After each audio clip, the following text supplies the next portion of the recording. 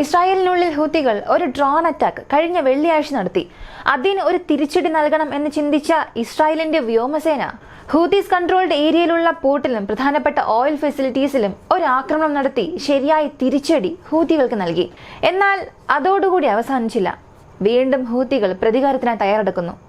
എങ്ങനെയാണോ ഞങ്ങളുടെ oil facility നിങ്ങൾ നശിപ്പിച്ചത്, എങ്ങനെയാണോ ഞങ്ങളുടെ പോർട്സിനെ ഡാമേജ് ചെയ്ത് ഞങ്ങൾക്ക് വരാനുള്ള സഹായവും ഞങ്ങൾക്ക് വരാനുള്ള ആയുധങ്ങളെയും വരാതെ തടഞ്ഞത്, അതേ രീതിയിൽ നിങ്ങളെയും ഞങ്ങളെ കൊണ്ട് നശിപ്പിക്കാൻ സാധിക്കും.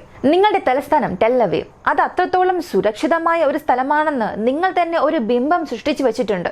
ആയിരക്കണക്കിന് കിലോമീറ്റർ ദൂരത്തിലുള്ള ഞങ്ങൾ അതിനെ നശിപ്പിച്ച് ആ ഒരു ബിംബത്തെ മുഴുവനായും നശിപ്പിച്ചു. അടുത്ത് നിങ്ങൾ തന്നെ വലിയ രീതിയിൽ പറയുന്ന നിങ്ങളുടെ ബേസസ്, നിങ്ങളുടെ F-35 ഇവയെയും ഞങ്ങൾ നശിപ്പിക്കാതെ ഒന്നും അവസാനിക്കില്ല എന്ന് ഒരു വലിയ അറിയിപ്പ് ഹൂത്തികൾ നൽകി.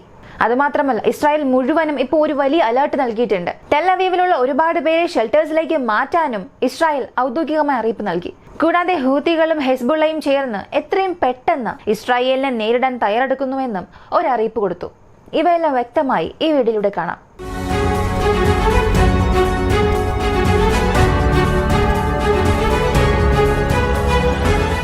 ഈ ഒരു ആക്രമണം നടന്ന് 3 ദിവസത്തിൽ കൂടുതലായി. എന്നാൽ ഇപ്പോഴും ആ ഒരു ആക്രമണം കാരണം ഉണ്ടായ നഷ്ടങ്ങളിൽ നിന്നും ഹൂത്തികളെ കൊണ്ടും പുറത്തുവരാൻ കഴിഞ്ഞിട്ടില്ല. ഇസ്രായേലിലുള്ള പൊതുജനങ്ങളെ കൊണ്ടും പുറത്തുവരാൻ കഴിഞ്ഞിട്ടില്ല. അതിനുള്ള കാരണം എന്താണെന്ന് ഞാൻ പറയാം. ഈ സമയം ഒരുപാട് പേർ ചിന്തിക്കും, വെള്ളിയാഴ്ച ഒരു ആക്രമണം നടന്ന് അവസാനിച്ചു, അതിനുശേഷം വീണ്ടും ഒരു പ്രതികാര ആക്രമണം നടത്തി, ഇനിയും ഇതിനെക്കുറിച്ച് എന്തിന് സംസാരിക്കണമെന്ന്. ഈ ഒരു ആക്രമണം വെള്ളിയാഴ്ച സംഭവിച്ചപ്പോൾ എല്ലാവരും ഒരു കാര്യം സമ്മതിച്ചു: ഇസ്രായേലിന്റെ അയൺ ഡോം സിസ്റ്റം വീണ്ടും ഒരു തവണ കൂടെ പരാജയപ്പെട്ടു എന്ന്. കാരണം എന്തെന്ന് ചോദിച്ചാൽ, ഏകദേശം 2000 കിലോമീറ്ററിനപ്പുറം നിന്ന് ഹൂത്തികൾ ലോഞ്ച് ചെയ്ത ആ ലോഞ്ച് പൊസിഷനിൽ നിന്നും ഇസ്രായേലിന്റെ ടെൽ അവീവിൽ വന്ന് അവിടെ ഡ്രോൺ ആക്രമണം നടത്തുന്നതുവരെയും ആ ഒരു ഡ്രോണിന് ഏതൊരു സിസ്റ്റത്തെ കൊണ്ടും ഇന്റർസെപ്റ്റ് ചെയ്യാൻ സാധിച്ചിട്ടില്ല. എന്തിന്? കണ്ടെത്താൻ പോലും സാധിച്ചില്ല. ഇന്റർസെപ്ഷൻ വേറെയാണ്. ഈ ഒരു ഡ്രോൺ അകത്തേക്ക് വരുന്നു എന്നുള്ളത് പോലും ഇസ്രായേലിന്റെ ഏതൊരു റേഡാർ സിസ്റ്റത്തെ കൊണ്ടും കണ്ടുപിടിക്കാൻ സാധിച്ചില്ല. ഇപ്പൊ പലരും ചിന്തിക്കാം ഇത് ഹൂത്തികൾ മാത്രമാണ് ചെയ്തത് എന്ന്. പക്ഷെ അങ്ങനെയല്ല. ഏതോ ഒരു വലിയ വ്യക്തി അല്ലെങ്കിൽ ഏതോ ഒരു നാടിന്റെ സഹായം ഹൂത്തികളുടെ ഈ ഡ്രോൺ ലോഞ്ചിന് ലഭിച്ചിട്ടുണ്ട്. കാരണം ആ ഡ്രോണിന്റെ ഫ്ലൈ പാത്താണ്. കാരണം ഇത്രയും ദിവസം പോകുന്ന ആ റെഗുലർ പാത്ത് മാറ്റി ബ്ലാക്ക് സീയിലെ വളരെ പ്രധാനപ്പെട്ട റേഡാർ ബ്ലൈൻഡ് സ്പോട്ട് ഏതൊക്കെ സ്ഥലത്താണെന്ന് കണ്ടുപിടിച്ച്, ഏതൊക്കെ സ്ഥലത്താണോ ആ റേഡാറിന്റെ കവറേജ് കിട്ടാത്തത്, ആ ബ്ലൈൻഡ് സ്പോട്ട്സ് എല്ലാം ശരിയായി ഊഹിച്ചെടുത്ത് ആ റൂട്ടിലൂടെയാണ് ഈ ഡ്രോൺ അതിന്റെ യാത്ര നടത്തിയത്. അതുകൊണ്ടാണ് ഇസ്രായേലിന്റെ റേഡാർസിനെ കൊണ്ട് ഈ ഒരു ഡ്രോണിനെ കണ്ടെത്താനേ സാധിക്കാത്ത ഒരു അവസ്ഥ വന്നത്. ഇസ്രായേൽ പറഞ്ഞത് ഇറാൻ മെയ്ഡ് സമത് 3 എന്ന ഡ്രോണിന്റെ എക്സ്റ്റൻഡഡ് റേഞ്ച് വേർഷനാണ് ഹൂത്തികൾ ഉപയോഗിച്ചതായി പറയുന്നു. എന്നാൽ അതുപോലും ഇസ്രായേലിനെ കൊണ്ട് വീണ്ടും ഉറപ്പുവരുത്താൻ സാധിച്ചിട്ടില്ല. ഇങ്ങനെ 1000 കിലോമീറ്റർ യാത്ര ചെയ്തു വന്ന ആ ഒരു ഡ്രോൺ ഇസ്രായേലിലേക്ക് കടന്നതിന് ശേഷം തീർച്ചയായും ഇസ്രായേലിന്റെ അയൺ ഡോംസ് അതിനെ കണ്ടെത്തിയിട്ടുണ്ടാകണം, അല്ലെങ്കിൽ ഇസ്രായേലിന്റെ അയൺ ഡോംസ് അതിനെ ന്യൂട്രലൈസ് ചെയ്തിട്ടുണ്ടാകണം. പക്ഷേ ഈ സ്ഥലത്ത് അതും സംഭവിച്ചില്ല. അതുകൊണ്ടാണ് ആ ഡ്രോൺ കമേഴ്ഷ്യൽ സെന്ററിൽ പതിക്കുകയും അതിൽ ഒരാൾ മരിക്കുകയും ചെയ്തു. 6 കൂടുതൽ പേർക്ക് സാരമായി പരിക്കേറ്റുവെന്നും പറയുന്നു. ഇതിലൂടെ ഇസ്രായേലിന്റെ അയൺ ഡോം പരാജയം ഒന്നുകൂടെ ലോകത്തിന് കാണിച്ചു കൊടുത്തു. ഈ ഒരു ആക്രമണം നടന്ന് അവസാനിച്ചതിന് ശേഷം ഇസ്രായേലും തിരിച്ചടിക്കാൻ തയ്യാറാകുന്നു. ഹൂത്തികളുടെ പോർട്ട് സിറ്റിയായ ഹൈഡേഡ പോർട്ടിനെ നശിപ്പിക്കുന്നു. അവിടെയുള്ള വലിയ ഓയിൽ സ്റ്റോറേജ് ഫെസിലിറ്റി അതിനെ നശിപ്പിക്കുന്നു. ഇത് ഇസ്രായേലിന്റെ ഒരു പ്രതികാര ചെയ്തിയായി തോന്നിയാലും ഇത് ചെയ്യാൻ ഇസ്രായേലിന് ഇൻഡയറക്റ്റ് ആയ മറ്റൊരു ഉദ്ദേശം കൂടെ ഉണ്ടായിരുന്നു. അവരുടെ പോർട്ടിനെ ലക്ഷ്യം വെച്ചതിന്റെ പ്രധാനപ്പെട്ട കാരണം ഇറാനിൽ നിന്നും ഹൂത്തികൾക്ക് വരുന്ന സഹായം, ഇറാനിൽ നിന്നും ഹൂത്തികളിലേക്ക് വരുന്ന ഇല്ലീഗൽ ഷിപ്മെന്റ്സ്, അതുകൂടാതെ ഒരുപാട് ബ്ലാക്ക് മാർക്കറ്റ് വഴി വരുന്ന ആയുധങ്ങൾ, ഇവയെല്ലാം 85%, ഒന്നോ രണ്ടോ അല്ല, 85% ഈ ഒരു പോർട്ട് ഫെസിലിറ്റി വഴിയാണ് ഹൂത്തികളിലേക്ക് പതിയെ ഡിസ്ട്രിബ്യൂട്ട് ആകുന്നത്.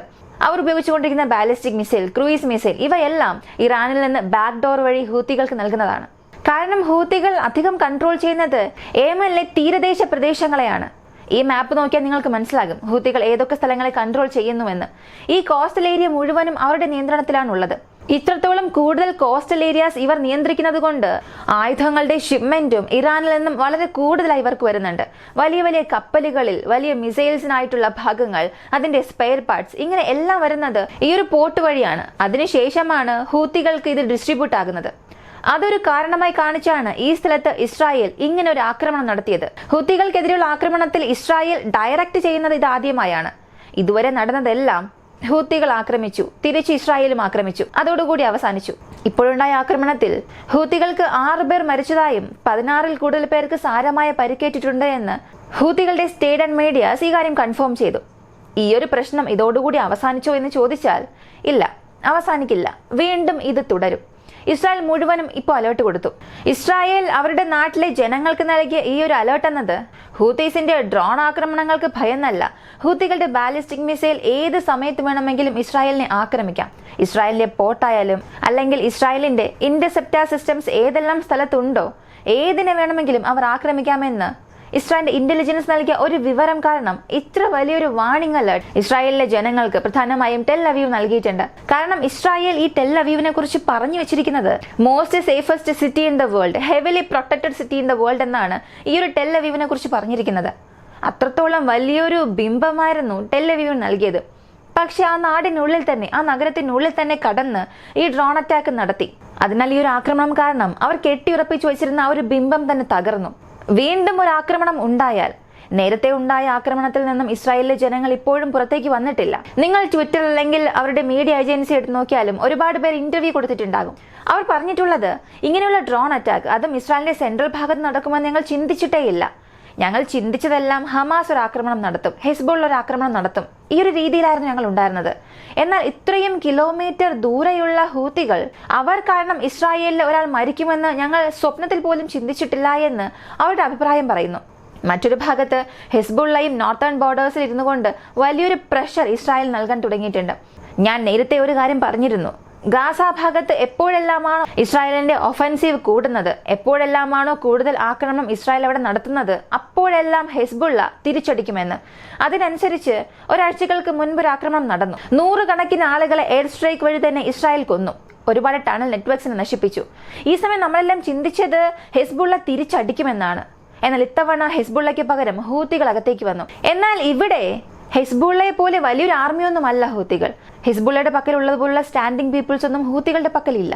എന്നാൽ ഹൂത്തികളുടെ പക്കൽ ഹിസ്ബുള്ളയുടേതുപോലെ തന്നെ വലിയൊരു ആയുധ ശേഖരമുണ്ട്. ഇപ്പോൾ ഹിസ്ബുള്ളയുടെ പക്കൽ റോക്കറ്റ് ഫയർ പവർ കൂടുതലാണെങ്കിൽ ഹൂത്തികളുടെ പക്കൽ ബാലിസ്റ്റിക് മിസൈൽ സിസ്റ്റം ഒരുപാടുണ്ട്. ഇപ്പോൾ ഇസ്രായേൽ ഈ ഒരു അറ്റാക്ക് ചെയ്തതിനു ശേഷം US സെൻട്രൽ കമാൻഡ് ഒരു അറിയിപ്പ് കൊടുത്തു. ഒരു ദിവസം ശരാശരി 3-4 ഇന്റർസെപ്ഷൻ എങ്കിലും ഞങ്ങൾ ചെയ്യുന്നുണ്ട്. ഹൂത്തികളുടെ ഡ്രോൺ ബോട്ട്സ് ആയാലും അല്ലെങ്കിൽ ഹൂത്തീസിന്റെ ക്രൂയിസ് മിസൈൽ, ഇങ്ങനെ ബ്ലാക്ക് സീ ഭാഗത്ത് അളവിൽ കൂടുതൽ ഇന്റർസെപ്ഷൻസ് ഞങ്ങൾ ചെയ്തുകൊണ്ടിരിക്കുകയാണ്. ഇസ്രായേൽ നടത്തിയ ആക്രമണത്തിന് ശേഷം ഹൂത്തികൾ നടത്തുന്ന ആക്രമണത്തിന്റെ വ്യാപ്തിയും കൂടിയിട്ടുണ്ട്. അത് പല മടങ്ങ് കൂടിയിട്ടുണ്ട്. ഇവയെല്ലാം അവസാനിപ്പിക്കാൻ ഞങ്ങൾ റെഡ് സീ ഭാഗത്ത് കൂടുതൽ നിരീക്ഷണങ്ങളിലും കൂടുതൽ കപ്പലുകളെ നിർത്താനും തയ്യാറാണെന്ന് അവരും ഒരു അറിയിപ്പ് നൽകി. ഇപ്പോൾ ഒരു അവസ്ഥ എങ്ങനെയാണെന്ന് ചോദിച്ചാൽ ഏകദേശം 7 ഫ്രണ്ട് വാർ ഇസ്രായേൽ ഓപ്പൺ ചെയ്യേണ്ട പോസിബിലിറ്റീസ് ഉണ്ട്. എല്ലാ ഭാഗവും ചേർന്ന് എല്ലാവരും ഇസ്രായേലിനെതിരെ നിൽക്കുമ്പോൾ ഇസ്രായേൽ വീണ്ടും അമേരിക്കയുടെ സഹായം ചോദിക്കാൻ തുടങ്ങും. ഇവയെല്ലാം എവിടെ പോയി അവസാനിക്കുമെന്ന് കാത്തിരുന്ന് തന്നെ കാണാം. പക്ഷെ ഇസ്രായേലിന് ഇപ്പോൾ പ്രശ്നം കൂടിക്കൂട്ടി വരികയാണ്. ഈ ഒരു വീഡിയോയെക്കുറിച്ചുള്ള അഭിപ്രായം കമന്റിൽ പറയുക. പ്രധാനമായും ഹൂത്തി, ഹിസ്ബുള്ള ഇവ രണ്ടുപേരും ചേർന്ന് ഇസ്രായേലിന് എത്രത്തോളം നഷ്ടമുണ്ടാക്കാൻ സാധിക്കും, അല്ലെങ്കിൽ ഇസ്രായേൽ വിചാരിച്ചാൽ ഈ രണ്ടുപേരെയും ഒന്നുമല്ലാതാക്കാൻ കഴിയുമെന്ന് നിങ്ങൾ ചിന്തിക്കുന്നുണ്ടോ? കമന്റിൽ പറയുക. വീഡിയോ ഇഷ്ടമായാൽ ലൈക്ക് ചെയ്യുക, ഷെയർ ചെയ്യുക. നമ്മുടെ ചാനൽ ആദ്യമായി കാണുന്നവരാണെങ്കിൽ മറക്കാതെ സബ്സ്ക്രൈബ് ചെയ്ത് സപ്പോർട്ട് ചെയ്യുക. മറ്റൊരു വീഡിയോയുമായി വീണ്ടും കാണാം.